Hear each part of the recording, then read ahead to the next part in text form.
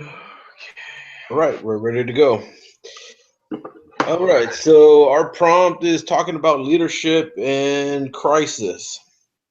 Hmm. Yeah, I And saw that. it's Okay. an interesting topic on its own. I think it's kind of hard to think about, to be honest, because I've never been like those 10 crises. Never really had to be a part of one of those, so it's hard to really think about. But here's the thing: when a crisis is dependent on what the stakeholder is actually deeming as a crisis. Right. So most of the time when we think of a crisis, we're thinking of a natural disaster or something large like that. Right. But that doesn't have to be the case. Yeah. Uh, Sure. if you have a customer that has a problem and the Mm-hmm. problem has enough influence that it could damage the company's reputation or financially impact the company, then it's a crisis. Sure. And the way a leader stands up to that has a lot of weight because you may have to go and take a hit and because it's better for the company overall during that period versus pushing back and taking the hit later on, which damages the company. Right. Yeah. I mean, in my line of work currently, there's always people who are upset and not happy with us, so he's always the one who, I mean, he obviously, as a manager, he's supposed to be the one that steps up in that crisis where the person isn't happy about our service, you know what I mean? And Yeah. he does do a good job with that, and I would say that probably falls under either the product or service. I mean, not quite having recalls or foodborne illnesses like it talks about, or stuff that can be generated in the media. But I think in my line of work, it can fall down to the media if it got bad enough. Just due to it being a family-owned company, been around for over 100 years. It's a company that's fairly well known, and if the leader or the manager doesn't take care of the situation at a branch level and know how to take care of that crisis, then it could become a lot bigger than what it really should be, and fall into the media, fall into the newspaper, because it's a finance company. Oh yeah. That affect a lot of people. Oh, definitely. I mean, we've seen how the effects of a financial institution affects everything, Hmm. um, and the way that the leaders of those organizations handle it make it a point where it either never becomes a problem because they handled it in the beginning when it needed to be handled, Hmm. fixed the problems before they became problems, Right. or they went through the actual crisis.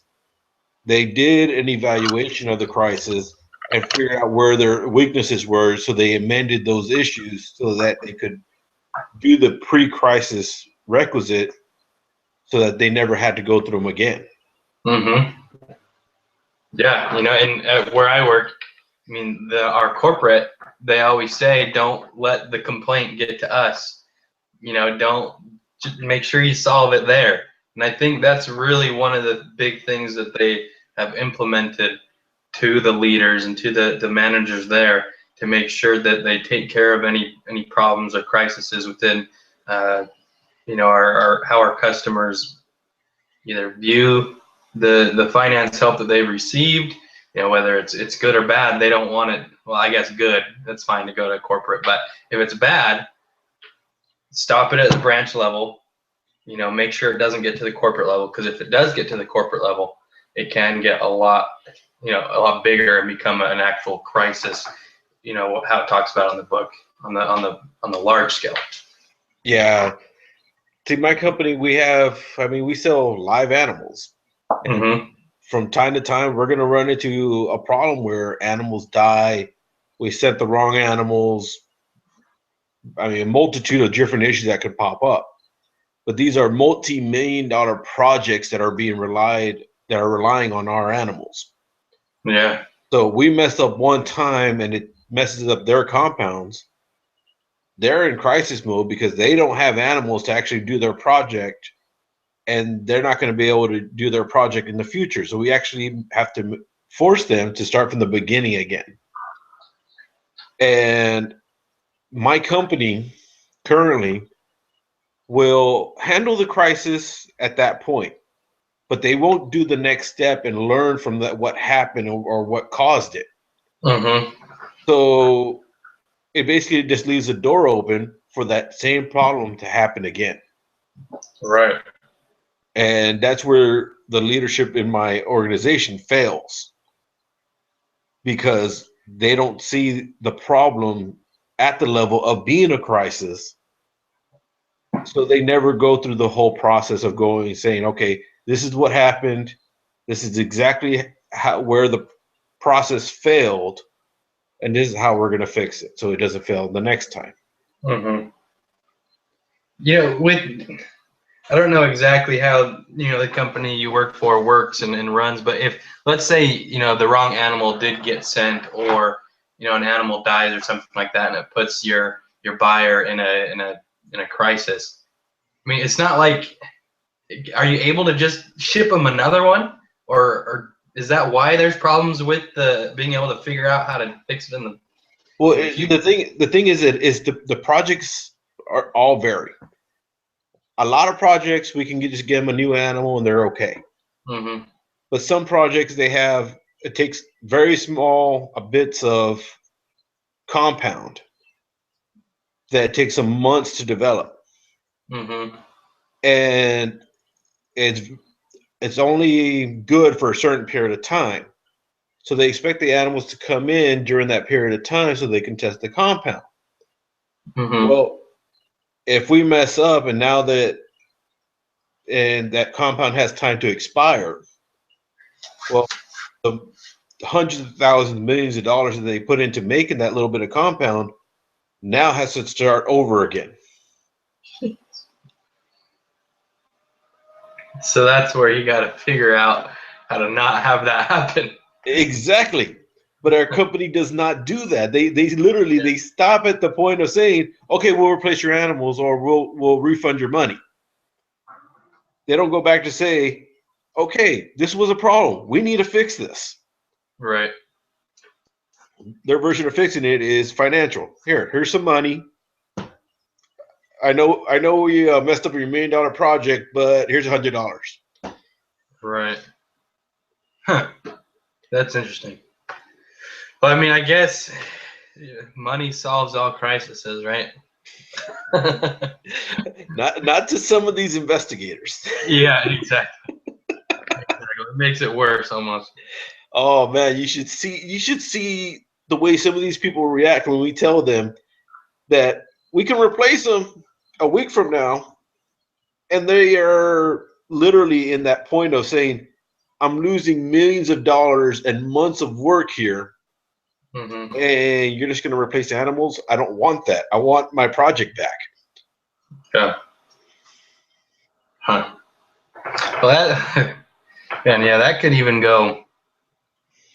I mean, could that go into the media and things like that with the animal? I mean, again, I don't know how the company is, but it could.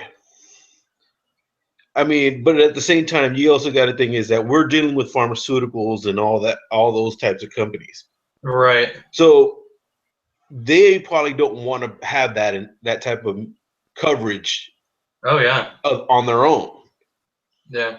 So they are going to be preventative as far as how much social media or how much actual media is aware of this. They keep it. Yeah. Yeah. But I mean, we do run into that issue with the non-human primates. If there's an issue with them, yeah, that gets the media almost all the time. Oh, I'm sure. I can imagine. I mean, literally, when that happens, there are messages and bulletins all in our email just saying, if this happens, this is how you handle it. This is where you direct the people. This is what you need to say during these conversations. Yeah. Because well, that's the leaders trying to prevent crises right there too. Well, yeah, but one's already happened. Okay. Yeah, one's already Right. happened, and this is the crisis mode, post crisis portion of it that they're trying to get ahead of. Hmm. And it's only because it's with a non-human primate that they go to this level. Right. Yeah, that makes sense.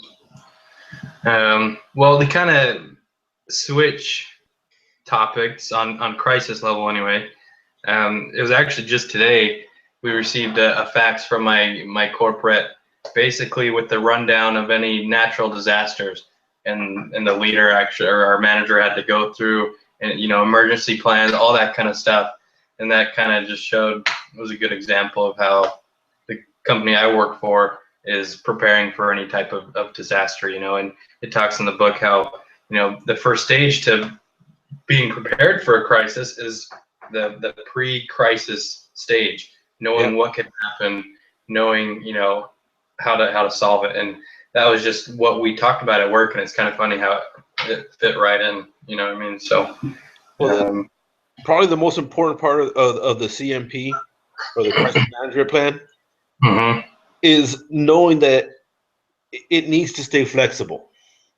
Yeah, Because when you get into that crisis mode, you have to be able to amend your plan to fit that exact situation. right. And Yeah, I think it was BP that had a situation where they they relied so much on their crisis management plan that they actually failed to adapt to the situation. sure. And by them doing that, the crisis actually happened. Yeah, exactly. Hmm. Yeah, that was interesting. I Well, think the reason. Are we done? I think we're done. All right, then I will stop there. Go ahead. If you have another thought, go for it. I was just gonna say, I think the reason why they brought this emergency preparedness in was because all over the media for here in the Pacific Northwest and kind of the California coast, they're predicting like huge earthquakes and whatnot, and so I think the company was just putting up those measures just in case something happened. So it was just kind of interesting to see how they were doing and getting prepared for any type of crisis in that aspect of like natural disasters and whatnot. Oh yeah, I mean, if you can start getting ahead of it before it happens and start just educating people Hmm. when when the problem does come in, your your your first responders are going to be that much better at handling the problem. Yeah, exactly. Cool. Alrighty, sir. Well, that's it. Hey, I saw that you got the first part of that assignment done. That's due Saturday by 5 p.m., right? I think so. I think that's what it said on there. Yeah. So I'm gonna work on it tonight and finish it up tomorrow, and then I will get it submitted. Cool. Right on, man. Well, appreciate it. Not a Been good to problem. work with. It's been an interesting session. Yeah. It has. Well, all right. We'll catch you later. Yes, sir. All right. Bye. Bye.